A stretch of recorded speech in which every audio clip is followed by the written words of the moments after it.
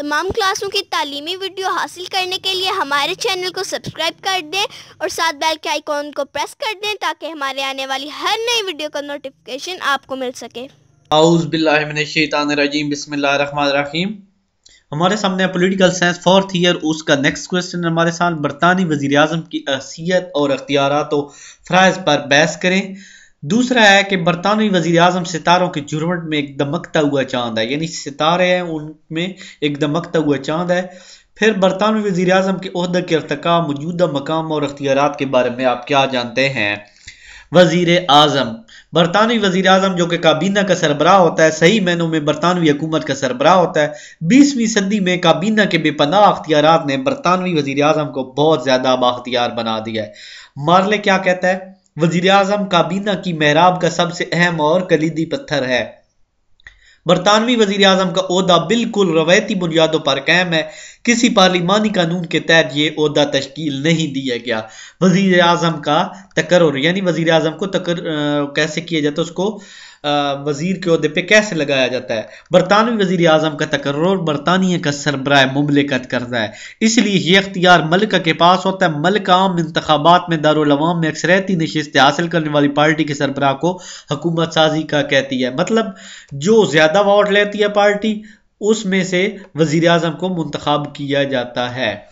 ठीक हो गया, मलिका इसका इंतखाब करती है। उसके बाद ओहदा का आगाज, अर्तका होता है रफ्ता रफ्ता बढ़ना।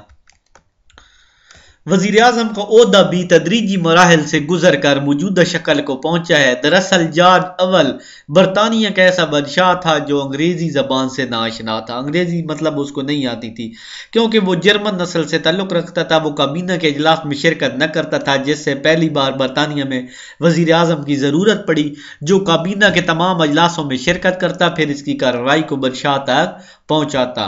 और वज़ीर आज़म सर रॉबर्ट वालपोल जो था, जो बरतानिया का पहला वज़ीर आज़म बना, ताहम 1937 के क्राउन एक्ट की मंजूरी तक वज़ीर आज़म के ओहदे का कोई कानूनी वजूद न था। लेकिन 20वीं सदी में काबीना के अख्तियारात में इजाफा होने के साथ साथ वज़ीर आज़म के अख्तियारात में भी इजाफा होता गया, क्योंकि वो काबीना का सरबराह था और काबीना के तमाम फैसले इसकी हतमी मंजूरी से तय पाते थे। वज़ीर आज़म की हैसियत और अख्तियारात व फ़राइज़। बरतानवी वज़ीर आज़म की हैसियत और अख्तियारात और फ़राइज़ का अंदाज़ा मंदरजा झैल बहस से लगाया जाता है। काबीना का सरबराह, बरतानवी वज़ीर आज़म काबीना का सरबराह होता है। तमाम फैसले जो काबीना में शामिल वज़रा तश्कील देते हैं, इनकी हतमी मंजूरी बरतानवी वज़ीर आज़म ही देता है। वो काबीना के तमाम अजलासों की सदारत करता है और मुख्तलिफ महकमों में वज़रा को सरबराह तैनात करता है। वो किसी भी वज़ीर को अपने साथ इख्तलाफ राय रखने पर मुस्तैफ़ी होने पर मजबूर कर सकता है, यानी अगर कोई वज़ीर उसके खिलाफ है तो उसे मुस्तैफ़ी कर सकता है, हटा सकता है। लेकिन इसका मतलब ये हरगिज़ नहीं है कि वज़रा वज़ीर के मातहत हैं। वो सब वज़ीर के मददगार की हैसियत से काम करते हैं। अमेरिका के सदर की तरह वज़ीर आज़म अपनी काबीना का हर्फ आखिर नहीं बन सकता। वो वज़रा के मशवरों और तजावीज़ को बहुत ज़्यादा अहमियत देता है और उन्हीं के मशवरों की रोशनी में पॉलिसी साजी करता है। अमेरिका में दरअसल सदर की जो है काबीना बराए नाम होती है। इसमें शामिल अफराद सदर के अपने नामजद करदा अफराद होते हैं, इसलिए सदर ही तमाम फैसलों का जिम्मेदार होता है। वो जब चाहे, जैसे मर्जी चाहे, अपनी काबीना से बर्खास्त कर सकता है।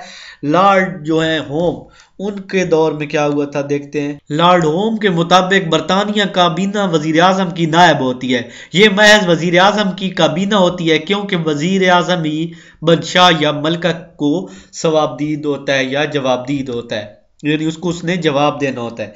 कायदे ईवान, नेक्स्ट है हमारे सामने कायदे ईवान। बरतानवी वज़ीर आज़म दारुल अवाम का सरबराह होने के नाते बहुत से अहम काम सर अंजाम देता है। तमाम अहम मामलात के बारे में वो फौरी इक़दामात करता है। इसके अलावा दारुल अवाम को मुनज़्ज़म तरीके से चलाने का भी वही जिम्मेदार होता है। मुख्तलिफ महकमों की तरफ से आने वाली शिकायत को सुनता है और अपने मुतल्लिका वज़ीर से सलाह मशवरा करके मसले को हल करने में मदद देता है। 20ویں صدی کے اوسط میں برطانوی وزیر اعظم کی مصروفیات اس قدر بڑھ گئی ہیں کہ ان کے لیے یہ انتہائی مشکل ہو گیا ہے کہ ایک طرف تو وہ تمام ملکی اور بین الاقوامی مسائل پر بھی نظر رکھے اور رد عمل کے طور پر پالیسی سازی کرے، دوسری طرف دارالعوام میں سربراہ کی حیثیت سے مسائل کو حل کرے۔ اس لیے اب دارالعوام میں سینئر ترین وزیر اعظم کے سربراہ کی حیثیت سے خدمات سر انجام دیتا ہے اور وہی دارالعوام کے مسائل اور شکایات کو دور کرنے کی کوشش کرتا ہے، لیکن اہم معاملات کو وزیر اعظم کے مشورے کے بعد طے کیا جاتا ہے۔ پھر نیکسٹ ہے تاجدار کا مشیر۔ وزیر اعظم اور اس کی کابینہ عملی طور پر حکومت کرتے ہیں اور باہمی مشورے سے تمام امور پر فیصلہ سازی کرتے ہیں، لیکن اخلاقی طور پر وزیر اعظم کابینہ میں ہونے والے تمام فیصلوں سے تاجدار کو مکمل آگاہ کرتا ہے، یعنی جو فیصلے ہوتے ہیں ان کو تاجدار کو بھی بتاتا ہے۔ اس کے علاوہ کابینہ میں ہونے والی تمام کارروائیوں کی رپورٹ وزیر اعظم تاجدار تک پہنچاتا ہے، وہ تاجدار کو تمام شعبوں کی کارکردگی سے آگاہ کرتا ہے۔ تاجدار اپنے اختیارات کے استعمال کے وقت وزیر اعظم کے مشورہ کو ہمیشہ مد نظر رکھتا ہے۔ تمام اختیارات اور القابات تاجدار وزیر اعظم اور اس کی کابینہ کی منشا کے مطابق تقسیم کرتا ہے۔ اس کے بعد حتیٰ کہ کسی پارلیمنٹ کے اجلاس کی افتتاحی تقریب میں تاجدار کابینہ کی تیار کردہ تقریر پڑھتا ہے۔ امور خارجہ کا سربراہ برطانوی وزیر اعظم تمام خارجہ امور کی دیکھ بھال کرنے کا ذمہ دار ہوتا ہے۔ امور خارجہ کا وزیر جو ہوتا ہے وزیر اس کو ہر قسم کے بین الاقوامی معاملات سے آگاہ رکھتا ہے۔ وزیر اعظم دوسرے وزیروں کی نسبت وزیر خارجہ کے زیادہ قریب ہوتا ہے، کیونکہ خارجی امور جو ہوتے ہیں ملک کی حکمت عملی وضع کرنے میں بہت زیادہ اہمیت کے حامل ہوتے ہیں۔ خارجی امور ہوتے ہیں باہر کے امور، تو وہ یہ کیا کرتے ہیں کہ اس سے ان امور سے وہ ملک کی جو سالمیت ہوتی ہے اس کے بارے میں پالیسی سازی کرتے ہیں۔ وہ ہر قسم کے سیاسی معاملات اور معاہدہ کرنے کے بین الاقوامی تعلقات میں رونما ہونے والے ہر قسم کے تغیر و تبدل پر کڑی نظر رکھتے ہیں۔ امور دفاع کا سربراہ وزیر اعظم امور دفاع کا سربراہ ہوتا ہے اور وزیر دفاع ہونے کے باوجود وزیر اعظم ہی دوسرے ملکوں کے ساتھ جنگ یا امن کا اعلان کرنے کا ذمہ دار ہوتا ہے۔ دوسرے ملکوں کے ساتھ تمام دفاعی معاہدے وزیر اعظم کی مرضی سے سر انجام پاتے ہیں۔ سرپرست اعلیٰ تاجدار جیسی بھی انتظامی، دفاعی یا خارجی محکموں میں تقرریاں کرتا ہے، وہ سب وزیر اعظم کی منشا کے مطابق کرتا ہے۔ ملک میں اعلیٰ خدمت انجام دینے کے عوض تمام اعزازات اور القابات وزیر اعظم کی بنائی ہوئی فہرست کے مطابق دیے جاتے ہیں۔ اس حوالے سے وہ تمام ثوابدیدی اختیارات جو کبھی تاجدار کو حاصل تھے اب وہ اختیارات اور وزیر اعظم کو حاصل ہو چکے ہیں۔ وہ صحیح معنوں میں ملک کا سربراہ اعلیٰ ہوتا ہے۔ پارٹی کا سربراہ وزیر اعظم اپنی سیاسی جماعت کا سربراہ ہوتا ہے، وہ اس کی تنظیم اور ترقی کے لیے ضروری اقدامات کرتا ہے۔ وہ اپنے غیر معمولی کردار، گفتار، علم، تجربے اور عمل کے نتیجے میں اور دوسروں سے ممتاز ہوتا ہے۔ اس کے بعد جننگ کہتا ہے کہ چونکہ وزیر اعظم اپنی شخصیت سے اپنے جو ہے رائے عامہ کو متاثر کرتا ہے، اس میں کچھ ایسی خصوصیات بھی ہونی چاہیے جنہیں عالمی شہرت بھی حاصل ہو، جیسے گلیڈ سٹون تھے، انہوں نے اپنے کالر، لائل جارج نے اپنے بالوں، بالڈون نے اپنے پائپ اور چرچل نے اپنے سگار سے لوگوں کو متاثر کیا۔ اتحاد کی علامت وزیر اعظم ملک کے تمام محکموں کے درمیان رابطے اور اتحاد کی علامت ہے۔ وہ بادشاہ کو ملک کی معاملات سے آگاہ کرتا ہے اور مختلف وزارتوں کے کام میں ربط پیدا کرتا ہے۔ نمبر 9 ہے تقرریاں کے اختیارات۔ تقرریاں وزیر اعظم برطانیہ نے اپنے دور اقتدار میں تقریباً 4 سے 5 ہزار اہم انتظامی عہدوں پر تقرریاں کرتا ہے۔ وہ جو ہے وزراء اور کابینہ کے اراکین کا انتخاب کرتا ہے۔ وہ تمام سول سروسز کو بھی نگرانی کرتا ہے۔ محاصلے یعنی اس کا نتیجہ کیا، یہ لازمی ہر ایک میں لکھا کریں۔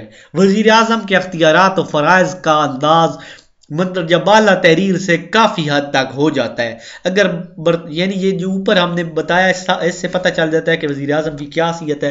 اگر برطانوی سیاسی نظام میں بغور نظر ڈالی جائے تو پتہ چلتا ہے کہ برطانوی وزیر اعظم نہ صرف بے پناہ انتظامی، قانونی اور عدالتی اختیارات کا مالک ہے، بلکہ تمام خارجہ امور اور دفاعی امور بھی اس کے مشوروں اور فیصلوں سے تشکیل پاتے ہیں۔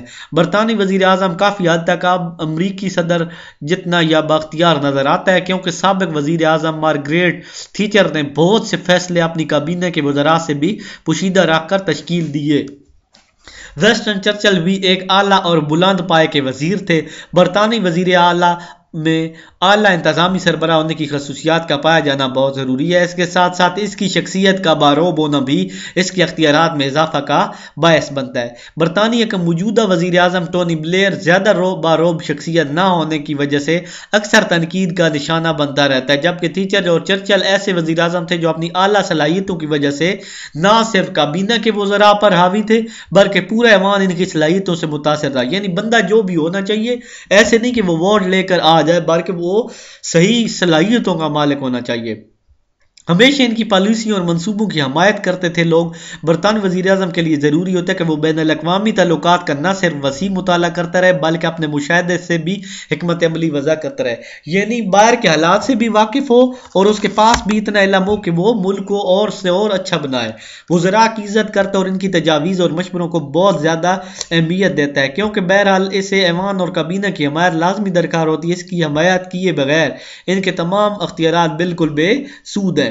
اس لیے کابینہ کے وزیر اور دارالعوام وزیر اعظم کو امرانہ رویہ رکھنے سے باز رکھتے ہیں اور اس کی پالیسیوں پر کڑی نظر رکھتے ہیں۔ اس کے علاوہ وزیر اعظم بھی کبھی کوئی ایسی حکمت عملی وضع نہیں کرتا جو اس کی کابینہ اور رائے عامہ کی خواہشات کے منافی ہو، کیونکہ برطانوی وزیر اعظم اس بات سے اچھی طرح واقف ہوتا ہے کہ 5 سال کی مقررہ میعاد کے بعد اسے دوبارہ عوام کے سامنے پیش ہونا ہے، اور برطانوی عوام اپنے وزیر اعظم کے انتخاب بہت ہی عقلی اور منطقی طریقے سے کرتی ہے۔ یہ پاکستان والا وزیر اعظم نہیں ہوتا کہ جیسے آیا بس لوگوں کے کہنے پہ ووٹ دے دیا اور وزیر اعظم آ گیا۔ وہاں پہ باقاعدہ لوگوں میں عقل ہوتی ہے، انہیں پتہ ہوتا ہے کہ اس بندے کو ووٹ دیے تو یہ ٹھیک رہے گا ملک کے ساتھ، ہمارے ساتھ بھی، اور اس کو ووٹ دیے تو یہ بھی ٹھیک رہے گا۔ تو جو وزیر اعظم بنتا ہے اسے بھی پتہ ہوتا ہے کہ اگر میں نے کوئی غلطی کی تو مجھے دوبارہ وزیر اعظم نہیں بنایا جائے گا۔ اس طرح وہ وزیر اعظم کے عہدے پہ آتا ہے۔ اس کے بعد وزیر اعظم کے عہدے کے اور اختیارات کے حوالے سے مختلف مفکرین نے مندرجہ ذیل الفاظ بولے ہیں۔ ولیم ہارکوٹ کیا کہتے ہیں؟ یعنی وزیر اعظم ستاروں کے درمیان چاند کی مدد ہے۔ کوئی وزیر اعظم جو ہے اس کو ریاست کا کپتان کہتا ہے۔ حزب اختلاف اور رائے عامہ ایسی مزمت طاقتیں ہیں جو برطانوی وزیر اعظم اور کابینہ کو امرانہ رویہ اپنانے سے ہمیشہ باز رکھتی ہیں، اور جارج برنارڈ شاہ کہتا ہے برطانوی وزیر اعظم حزب اختلاف کے رہنما کو اپنی بیوی سے زیادہ جانتا ہے۔ یعنی جو برطانوی وزیر اعظم ہوتا ہے اس کی جو مخالف پارٹی ہوتی ہے حزب اختلاف، وہ اس کو اپنی بیوی سے بھی زیادہ جانتا ہے۔ تو یہ بہت ہی امپورٹنٹ بات ہے، یہ آپ کو پتہ ہونا چاہیے کہ یہ جارج برنارڈ شاہ نے کہی ہے۔ اسی ویڈیو کے ساتھ میں اجازت چاہتا ہوں، اللہ حافظ۔